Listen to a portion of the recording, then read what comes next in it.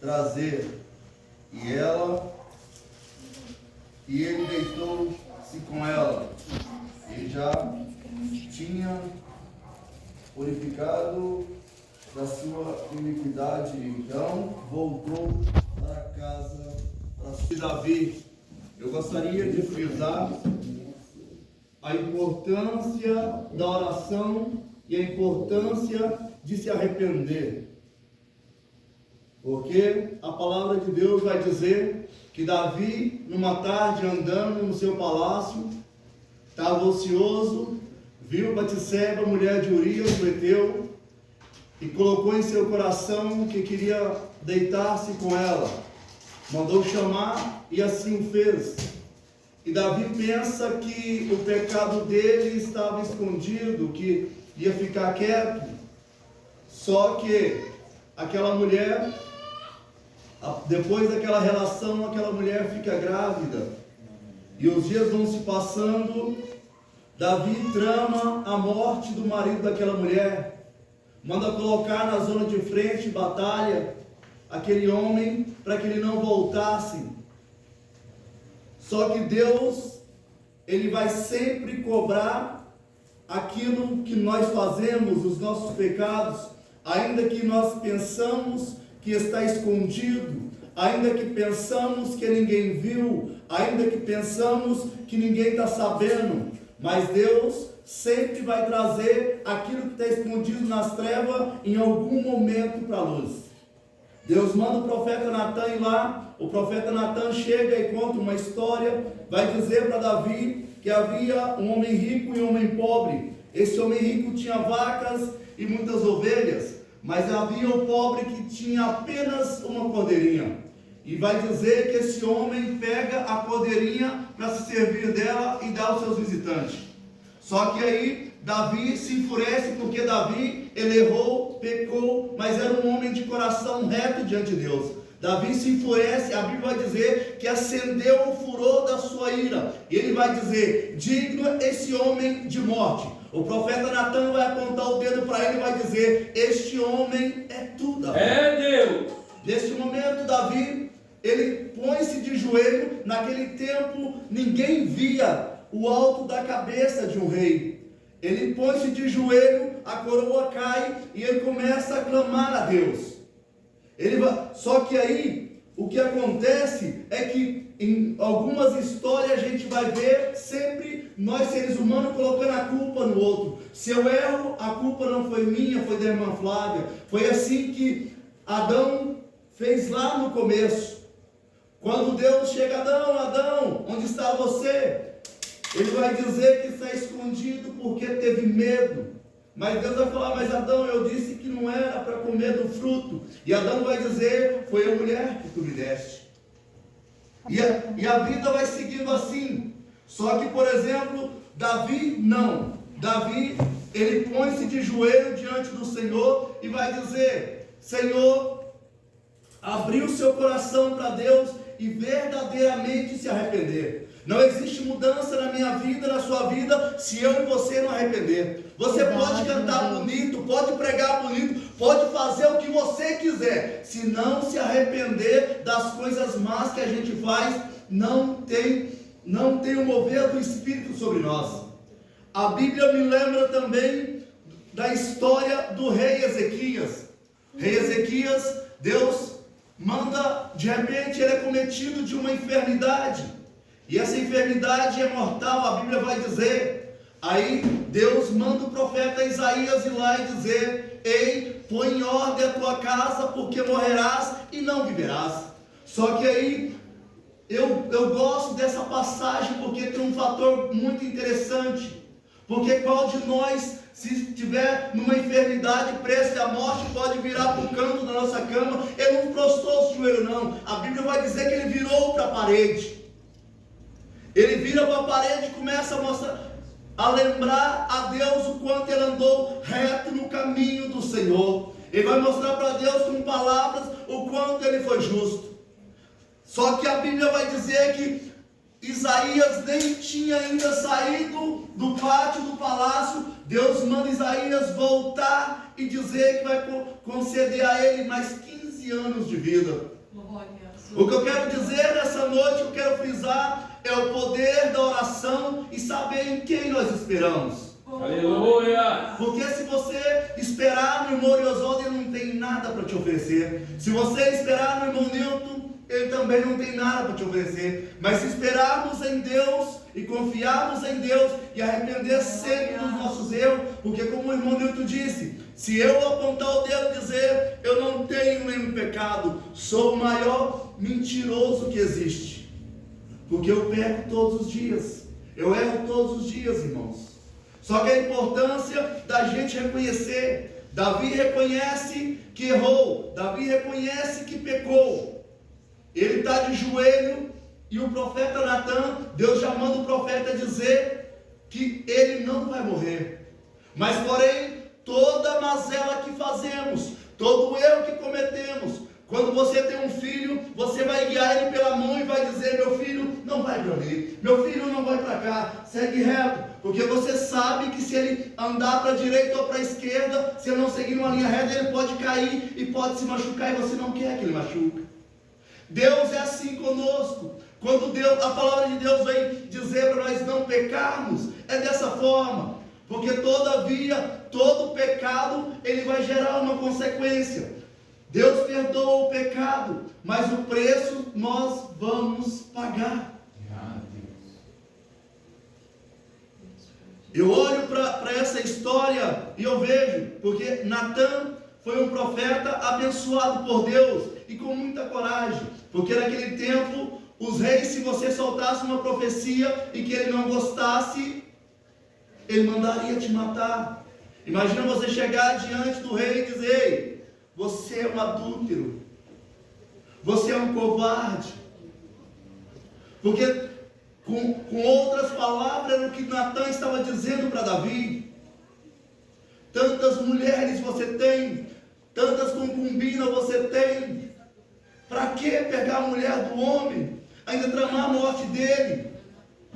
Mas também essa passagem, ela vem nos mostrar um pequeno detalhe, porque não importa que Davi, a Bíblia vai dar notícia que ele era um homem segundo o coração de Deus. Glória.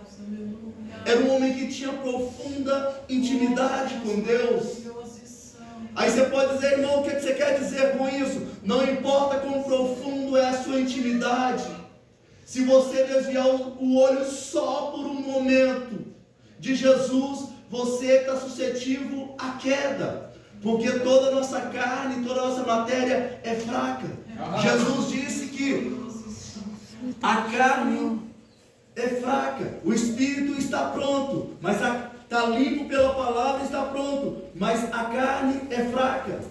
Você pode pegar o maior homem usado por Deus em toda a terra, se ele deixar de vigiar só por um momento, se ele deixar olhar para Deus só por um momento, certamente ele vai cair. Só que nessa noite eu quero frisar o poder da oração de um coração sincero diante de Deus. Aleluia! Porque não adianta, irmão Oswaldo, bater boca a noite inteira, porque eu me lembro também do que está escrito lá no livro dos reis. Quando Elias chega diante de Acabe, ele vai dizer que não haverá chuva nem orvalho do céu, enquanto ele não voltar e não dizer. Mas ele vai terminar dizendo, segundo a minha palavra, perante o Senhor cuja face eu estou. Jesus também vai dizer que sem Ele nada podemos fazer, mas todavia, se eu e você estiver ligado nele e Ele em nós, tudo que pedimos a Ele, o Pai o concederá. Oh, glórias! Eu não sei o que você está pedindo para Deus, eu não sei o que você está buscando de Deus, mas quando buscamos alguma coisa de Deus, primeira coisa que nós temos que fazer, além de chamar a atenção do Pai, é estreitar laços com Ele. Glórias! Porque muitas vezes o irmão Oswaldo vai dizer, Senhor, faz isso, Senhor, faz aquilo, Senhor, me socorre nisso, Senhor, me socorre naquilo, mas é só na hora do socorro. Deus não... Porque também lá em Mateus capítulo 7, versículo 23, no 22, a seguir vai dizer que ele vai dizer naquele tempo. Vai chegar para ele e vai dizer: Senhor, profetizei no teu nome. Senhor, operei milagre no teu nome. Senhor, expulsei demônio no teu nome. E ele vai dizer abertamente: apartai-vos de mim, porque eu não vos conheço. O detalhe é que precisamos estar ligados nele. De que maneira, irmão? Vamos estar ligados nele. É abdicando do pecado. É buscando a Ele no secreto. É buscando a Ele estar próximo dEle. Porque, por exemplo, eu não sou de visitar a casa de uns irmãos.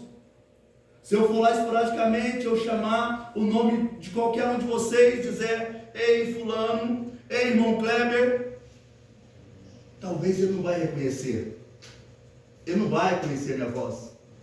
Eu não tenho intimidade. É Deus. Mas a partir de quando eu vou 2, 3 vezes, a gente começa a estreitar um laço. Depois de um tempo, quando eu chegar lá, se eu pegar uma frequência, ir lá frequentemente, quando eu chegar e dizer lá no portão: ei, irmão Kleber, ele já vai saber que sou eu. Isso, irmão, Deus contempla tudo. O que eu quero dizer com esse pequeno parêntese é só que não adianta eu clamar a Deus só no momento da minha angústia. Eu tenho que buscar a Deus em todo tempo. Aleluia. Eu tenho que buscar a Deus no momento bom e no momento ruim. Vai ter dia, irmão, que você não vai ter coragem nem de sair da cama. Você vai querer ficar quieto.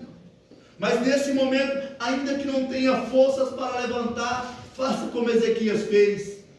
Vire para o canto e abra o seu coração. Glória. São as suas palavras, não interessa as que Ezequias, mas são as suas palavras. Porque Deus, Ele não rejeita um coração contrito. Aleluia. Deus, se você abrir o seu coração, Ele vai te responder. Se você buscar Ele de todo o coração, Ele vai te responder. Só que o problema muitas vezes é que deixamos para clamar a Deus só no momento da dificuldade. Aí fica mais difícil, irmãos. Aí fica mais difícil. Porque muitas vezes nós agimos com alguns parentes que a gente tem. Ele passa o ano inteiro, nunca te liga, nunca te manda um oi, mas de repente eu falo: ei, fulano, você já pode perguntar para ele: quanto você está precisando? Nós muitas vezes agimos assim. Eu muitas vezes ajo assim. Eu passo o dia sem lembrar, mas todavia quando eu me vejo em aperto: socorro Deus, socorro Deus. É mais fácil buscar Deus em todo o tempo. Porque se você busca em todo o tempo, quando você clamar, está mais suscetível a Ele te responder. Aleluia. Deus, Ele não está longe, Ele está perto. Santo, santo. Muitas vezes as pessoas falam assim: eu acho que Deus me abandonou. Eu acho que Deus não me olha mais. Eu acho que Deus esqueceu-se de mim. Não, nunca. Nunca. Porque, todavia, Ele sempre vai lembrar de você. Certa feita, as pessoas, o povo começou a clamar, a dizer que Deus havia esquecido, que Deus havia deixado de lado. E ele responde, manda o profeta dizer para eles: ei, tanto uma mãe quanto uma mãe pode esquecer do filho. O profeta respondeu: não. Ele vai dizer: muito menos eu. Porque Jesus Cristo, todos os dias, quando Ele olha para as suas mãos, que foi vazada por cravos, Ele vai lembrar que foi por mim, por você, por você, por você. Oh, glórias. Não tem como Ele esquecer. Não tem. Está marcado em suas mãos. Ele subiu naquele madeiro, foi por mim e por você. Então não tem como esquecer. Ele sempre vai estar voltado para nós. Mas é nós muitas vezes que viramos as costas para Ele. Esse mundo tecnológico hoje, ele está nos afastando das pessoas e de Deus. Nos dias de hoje a gente pega o telefone e começa a passar o dedo, passar o dedo, passar o dedo, passou o dia e você não fez nada. Você não deu um beijo na sua esposa, você não falou com seu filho, você não olhou para, não viu o vizinho que entrou, que saiu, você não vê mais nada. São pequenas distrações. E sempre foi assim. Satanás, ele sempre vai querer colocar a barreira para que a gente não olhe para Deus. Porque na verdade, quando a gente fica distante de Deus, ainda que Deus vai nos socorrer, mas talvez o caminho seja um pouco mais longo. Eu me lembro de uma certa feita em qual desenvolveu uma enfermidade no fundo do meu olho. Os médicos disseram que era uma bactéria. Eu só já tenho um. Eu comecei no primeiro dia, a visão ficou toda turva, eu olhava para o sol, o olho doía, e eu falei, Jesus, o que é que eu faço? Eu procurei toda a junta médica da cidade que podia, busquei recurso, e falaram para mim, é antibiótico, toma que vai passar. Eu peguei o meu salário da época, lembro como se fosse hoje, era R$430 o salário mínimo, era o que eu tinha no bolso. Fui lá e comprei esse colírio. E quanto mais eu pingava, parece que mais turvo ficava. Imagina o meu desespero. Os dias foi passando, irmão. Eu não vou dizer para os irmãos que era 4 horas, que era 2 horas, porque eu sou mentiroso. Talvez era meia-noite, talvez era 11 horas. Mas eu me lembro que todas as noites eu me dobrava de joelho e falava, Senhor, socorre-me, Senhor Deus, porque eu não vejo socorro mais nos homens. Não tem mais recurso nos homens. Isso foi passando. Quando o dia amanhecia, eu abri o olho e tentava ver, mas parece que quanto mais eu orava, mais turvo ficava. Parecia que Deus não estava me ouvindo. Era angustiante, era triste. Porque imaginava eu perder a visão total. Vocês têm 2 vistas, mas quem tem uma tampou aqui, está tudo preto, já não enxergo mais nada. E eu comecei a pedir socorro a Deus. Eu orei, irmão. Eu orei. Eu chorei. Eu clamei. E parecia que o céu estava de bronze. Parecia que eu estava falando ao léu. Parecia que ninguém me ouvia.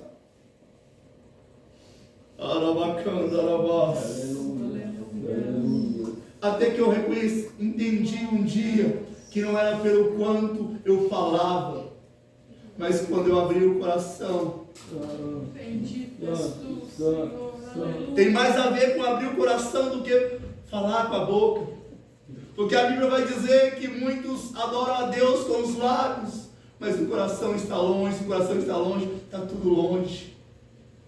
Eu lembro numa madrugada ou meia-noite, não sei a hora, eu levantei, dobrei os meus joelhos ao redor da cama, tentei orar, não apareceu palavras. Eu abri o coração para Deus e disse apenas uma frase: Senhor, o Senhor me prometeu grandes coisas. O Senhor prometeu que eu ainda vou pregar a Tua palavra. E aqui estou eu, não prego nada, mas aqui estou eu. Mas se o que o Senhor diz que vai fazer na minha vida, se for sem a visão, que o Senhor faça mediante a Tua vontade. Glória a Deus.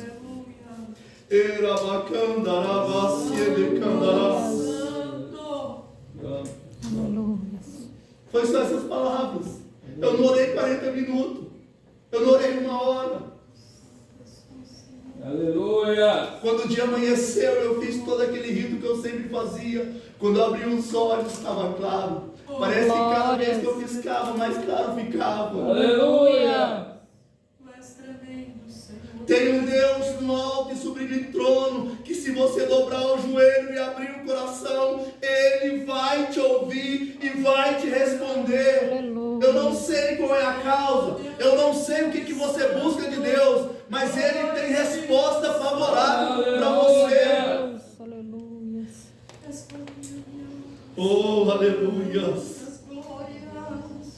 Glória a Deus. E Davi, Natan disse para Davi que ele foi perdoado, só que porém a espada não apartaria da sua casa. Muitas vezes, irmãos, como eu disse antes, Papai do céu não quer que eu e você erra, porque sabe que a partir de quando eu e você errar, se nós pedir perdão, Ele vai perdoar, mas às vezes nós vamos pagar um preço muito alto. A Bíblia vai dizer que Batseba agora está grávida, a barriga está crescendo, e Davi está pensando, vou ter um filho.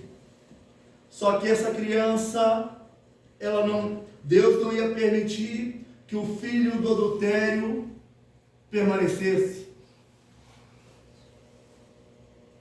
Porque aí parecia que Deus estava conveniente com toda a tramóia que Davi fez.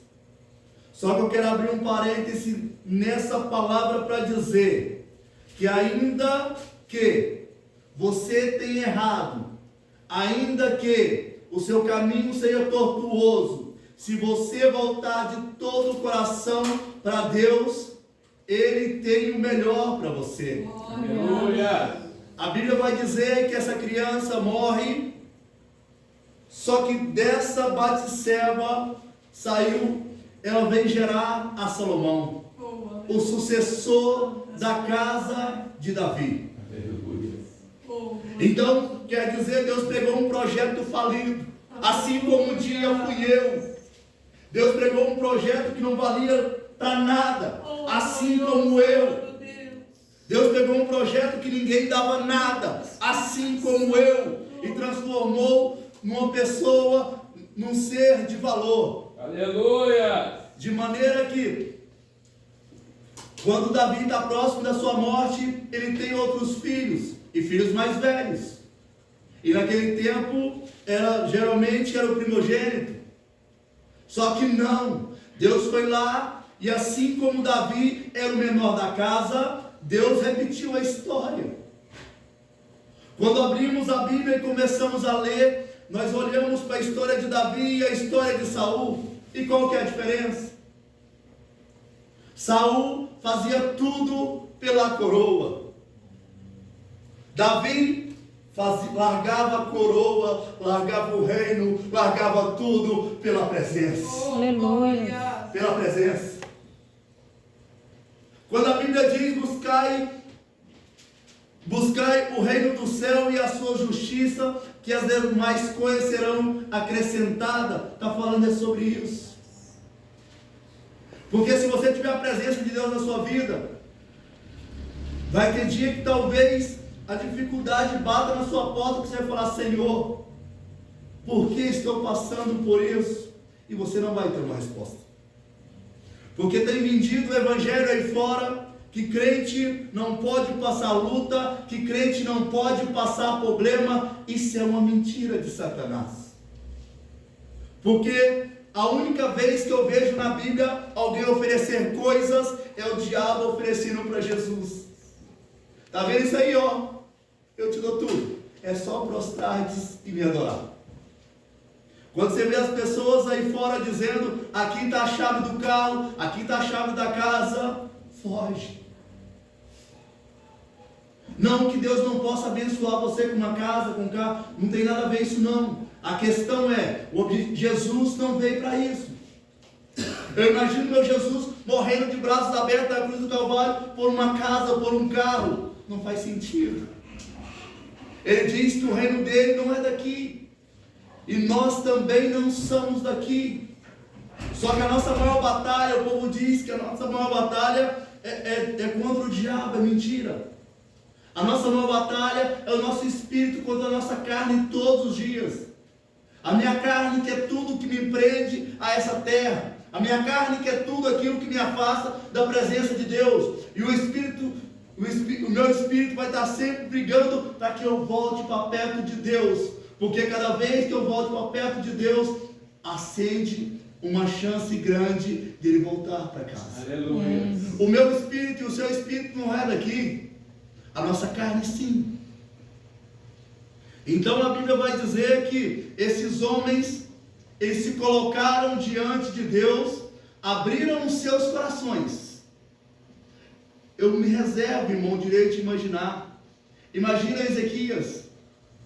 Imagina se o profeta chega hoje e diz para o Moriosvaldo, conserta a tua casa, que morrerás e não viverás.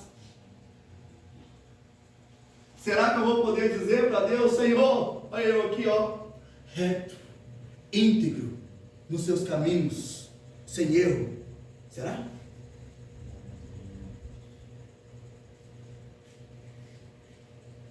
Ezequias podia. Depende, irmão. Nós precisamos criar uma intimidade com o nosso Deus. Deus, nessa última hora, Ele está chamando nós para perto. Não importa as minhas falhas e as suas falhas. É Ele que nos liberta. É Ele que nos dá força. Eu me lembro de batalhar muitas vezes. Eu tive batalhas terríveis, irmão. Eu, quando aceitei Jesus,